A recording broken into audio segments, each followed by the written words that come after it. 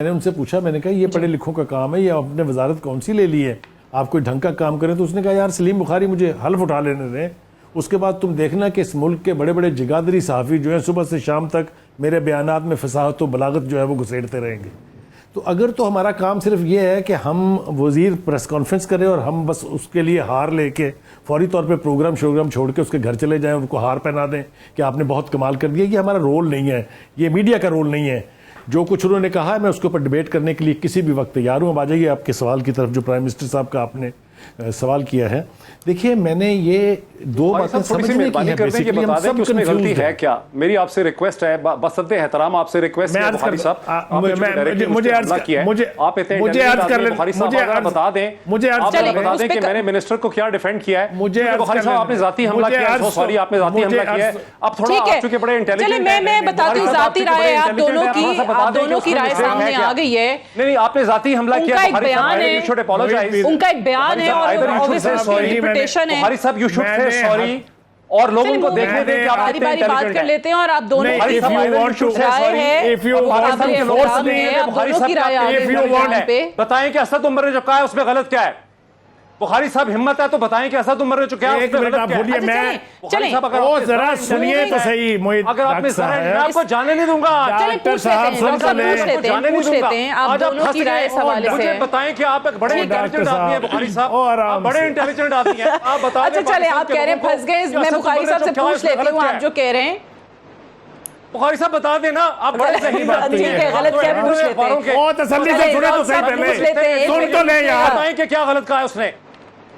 एक सेकंड बता देना उनसे कि क्या उनके बयान में मसला क्या लग रहा है। सुनने दे कि सलीम बुखारी कितना ज़हीन आदमी है, वो बता देना बुखारी साहब। सुनिए होल्ड करें, एक मिनट जरा तसल्ली करें। ये रोज इस तरह की बातें करके चले जाते हैं टीवी के प्रोग्राम में। बोले सर बोले, ओ भाई चलिए आज मौका तो दें, उनसे पूछते हैं, जवाब देने दें उन्हें, जवाब देने दें। आप दोनों चलिए जवाब देने दें। बुखारी साहब बताइए मसला क्या था उस बयान के अंदर। एक मिनट के लिए बताएं ना, असद उमर ने गलत क्या कहा है। एक मिनट के लिए हौसले से बात सुने जी बुखारी साहब बता दें। पहली बात तो ये है, चले कोई हवाला आपकी जात की तरफ नहीं था। अगर आप समझते हैं कि ऐसा था, उसके लिए मैं मदद करने के लिए तैयार हूं। मैंने आपको एक तारीखी हवाला बताया और दूसरा मैंने रोल बताया जर्नलिस्टों का कि हमारा रोल, हमारा रोल दाद के डोंगरे बरसाना नहीं है, हमारा रोल ही उनमें कीड़े निकालना है। ये मैं गलत नहीं कह रहा, ये मैं अपने एक्सपीरियंस के बुनियाद पर कह रहा हूं।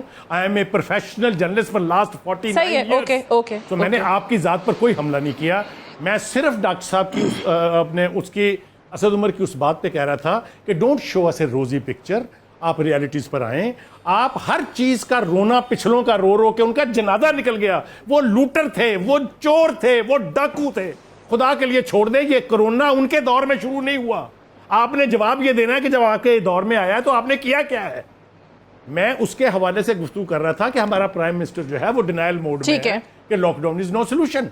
मैं हवाला दे रहा हूं कि 210 मुल्कों ने सिंसियरली सीरियसली लॉकडाउन किया और फिर जब देखा कि सूरत हाल आइडेंटिफाई होगी, एरियाज कौन से हैं, तो उन्होंने रिलैक्स कर दिया है। अब हमारे मुल्क का वजीर आजम अगर ये कहे कि देखें हमें देख के वो भी लॉकडाउन रिलीज कर रहे हैं, तो ये आप शायद मान पाए, मेरे लिए जरा थोड़ा सा मुश्किल है।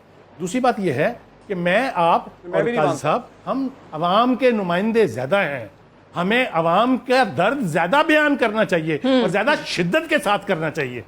इसमें अगर अगर अगर इसमें आपकी दिलादारी हुई है, मुईद पीरजादा साहब, मेरे में गट्स हैं, मैं 10 दफा आपसे माफी मांगने के लिए तैयार हूं, लेकिन ये आपने वो, मैं अब मिसाल भी दूंगा तो बहुत अच्छी बात है, बिल्कुल ठीक है। हवाला किसी का था, आपने अपने गले में डाल दिया। आप दोनों जो हैं वो काबिल एहतराम हैं, आप दोनों की अपनी राय थी एक बयान पे।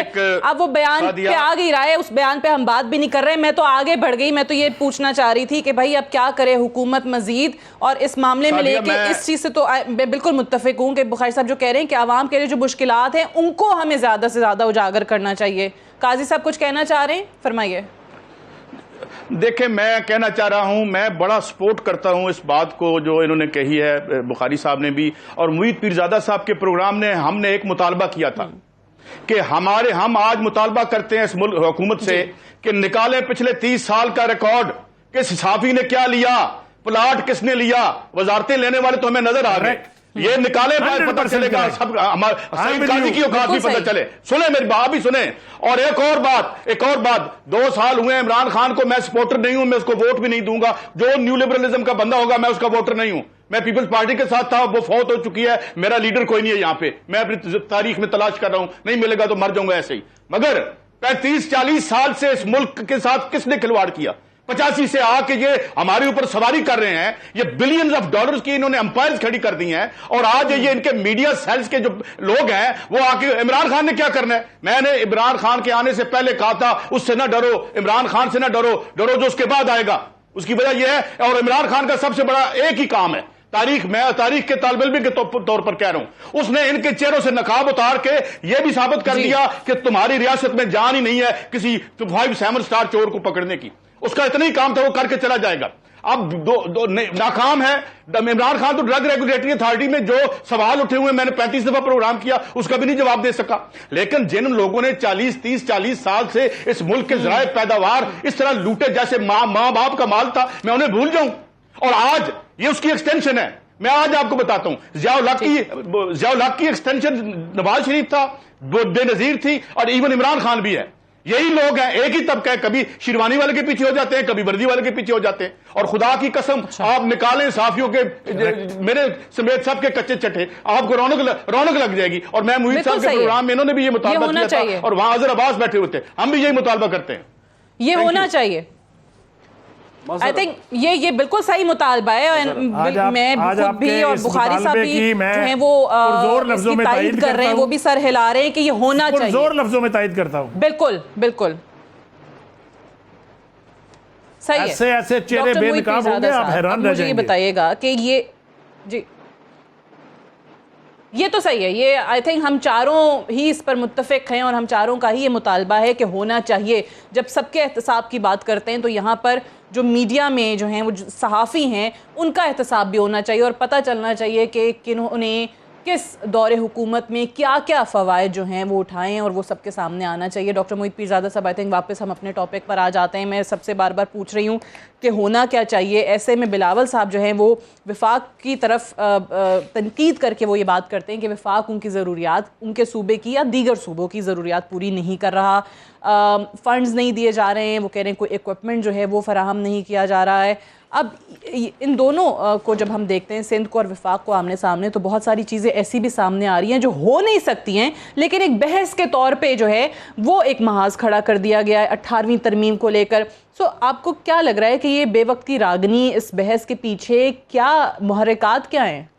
जी सादिया, देखें, पहली बात तो है कि जब भी कहीं कोई क्राइसिस की सूरत हाल होती है, खा सैलाब हो या ज़लज़ला हो या जंग हो या किसी किस्म का भी क्राइसिस हो, तो वो उस कंट्री के, उस मुल्क के पॉलिटिकल ढांचे के लिए एक चैलेंज होता है। और उसमें उस पॉलिटिकल ढांचे के जितने भी कंपोनेंट्स होते हैं वो अपने आप को सामने लेकर आना चाहते हैं, और वो ये कहना चाहते हैं कि हम बेहतर काम कर रहे हैं, दूसरा बेहतर काम नहीं कर रहा। जब हरिकेन कैटरीना हुआ 2005 में, बहुत तबाही मच गई अमेरिका जैसे इंतहाई अमीर मुल्क में, जिसके पास तमाम रिसोर्सेज थे लोगों को वहाँ से निकालने के, लेकिन लाशें तैरती रहीं, क्योंकि जो फेडरल अथॉरिटीज़ थी और जो स्टेट की अथॉरिटीज़ थी उनके दरमियान कोई एग्रीमेंट नहीं हो पा रहा था कि रिलीफ ऑपरेशन जो है उसको किस तरह से स्ट्रक्चर करना है। और उसकी बाद में बड़ी इंक्वायरीज भी हुई और बड़ी इन्वेस्टिगेशन हुई, बड़े लोगों को वहाँ पे रिज़ाइन भी करना पड़ गया 2005 में, जब जॉर्ज बुश की हुकूमत थी, हरिकेन कैटरीना आया। अब पाकिस्तान में यह है कि चूँकि मुख्तलिफ हुकूमतें हैं, सिंध में पाकिस्तान पीपल्स पार्टी की हुकूमत है, कराची शहर के अंदर उनको कोई अक्सरियत हासिल नहीं है, तहरीक इंसाफ की फेडरल गवर्नमेंट की हुकूमत है। तो ये दोनों ही साइड जो हैं ये एक दूसरे को नीचा दिखाने की कोशिश कर रही हैं। जहाँ सिंध की प्रेस कॉन्फ्रेंसेस हैं, बिलावल भुट्टो की प्रेस कॉन्फ्रेंसेस हैं, मुराद अली शाह साहब की हैं, वहाँ पर हम देख रहे हैं कि जो इन्फॉर्मेशन की प्रेस कॉन्फ्रेंसेस यहाँ से की गई हैं, कभी डॉक्टर जफ़र मिर्ज़ा ने क्रिटिकल कॉमेंट किए हैं, कभी शहबाज गिल साहब क्रिटिकल कॉमेंट्स भी करते हैं, ट्वीट्स भी करते हैं। पहले फिरदौस आशिक अवान साहिबा डिफेक्टो मिनिस्टर थी, वो बड़े क्रिटिकल कमेंट्स करती थी।